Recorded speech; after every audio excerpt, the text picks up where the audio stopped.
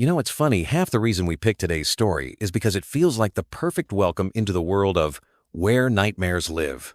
A classic ghost story, but with a twist that seriously messed with my head when I first heard it. Exactly. And honestly, I was hooked from the very first detail. We're talking about a real town, a real panic, and a mystery that spiraled totally out of control. No spoilers yet, but let's just say, if you think people overreact to rumors today, wait till you hear what went down in Hammersmith. So, picture this. It's January 3rd, 1804. Thomas Millwood's just blown up at his friends in the pub.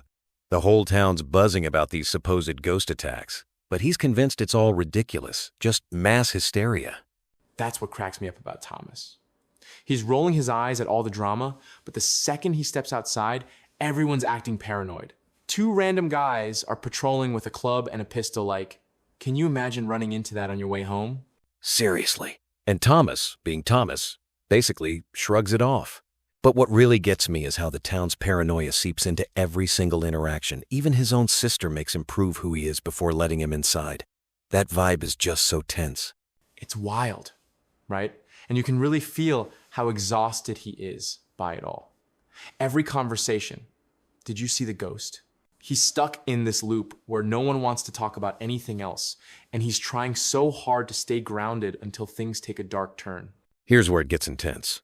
The ghost panic started as a prank, literally just the butcher's son in a dress, messing around in the cemetery. But once folks started reporting attacks, things escalated fast. People were genuinely terrified. And the thing that really flipped the switch was that awful incident with the pregnant woman. It's heartbreaking, she describes being attacked by what she thinks is a ghost, and then she dies right after. Suddenly, the whole town is out for blood, promising a reward to catch the so-called Hammersmith ghost. That actually reminds me how quickly fear can spread, especially when people start to believe they're not safe. Everyone's patrolling, nobody trusts anyone, and Thomas, the ultimate skeptic, gets dragged right into the chaos. Yeah, and it's almost like the town needed a villain so badly that they'd see ghosts everywhere, even when it was just a shoemaker trying to get revenge, or someone playing a prank. But what happens next is just tragic. And honestly, it hits hard. So Thomas finally heads out to meet his wife, still annoyed and totally skeptical about the ghost. But as fate would have it, he spots someone hiding behind a bush, doesn't hesitate, just charges in, convinced he's about to bust the fake ghost. And that's the gut punch. Because behind the bush, waiting with a gun, is Francis Smith, the town's tax collector. He's not faking a haunting, he's out there hunting the ghost himself, and they just happen to cross paths in the worst possible way. The tragic part is neither of them had all the facts. Francis freaks out, thinks Thomas in his white work clothes is the ghost, and in a panic, shoots him. That single moment, driven by fear, changes everything. It's heartbreaking.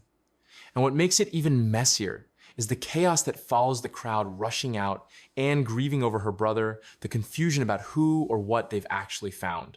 This story really shows how dangerous panic and rumors can be. What really stuck with me is how the fallout kept echoing for years. Francis Smith gets sentenced to death for murder, only for the king to later pardon him. But the case goes on to shape how courts think about self-defense and mistaken identity.